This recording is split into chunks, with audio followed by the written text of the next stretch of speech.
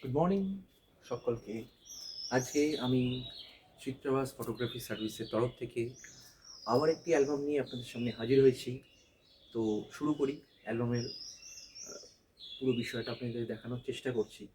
তো দেখুন দেখুন এবারে অ্যালবাম, এই হচ্ছে এবারে অ্যালবামের ব্যাগের কালারটা অসাধারণ। এই ব্যাগটা দেখলেই একটা সফিস্টিকেটেড লুক বলুন বা অ্যারিস্টোক্রেট যাই বলুন, একটা খুব সুন্দর লুকস এই ব্যাগটার মাধ্যমে একটা প্রকাশ পাচ্ছে। আমার নিজেরও খুব পছন্দ হয়েছে। আশা করি ক্লায়েন্টেরও পছন্দ হবে। আচ্ছা, চলুন আস্তে খুলে দেখাই। এই অ্যালবামটা হচ্ছে একটি ম্যারেজ এবং রিসেপশন অ্যালবাম।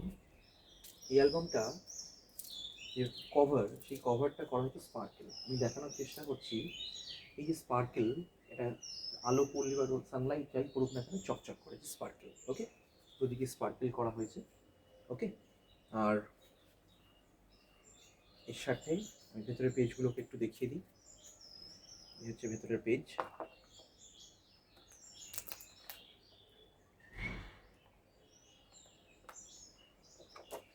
ওকে, এমনভাবে দেখিয়ে দিলাম, আশা করি দেখা যাচ্ছে।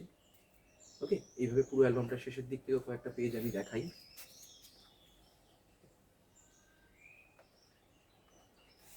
এই যে এইভাবে অ্যালবামটা সাজানো হয়েছে।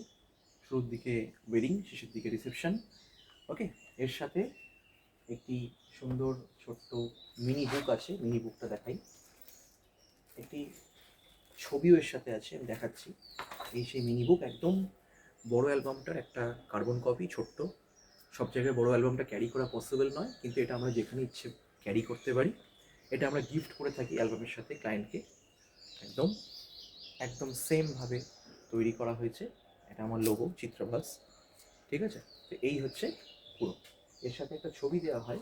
এই হচ্ছে সেই ছবি।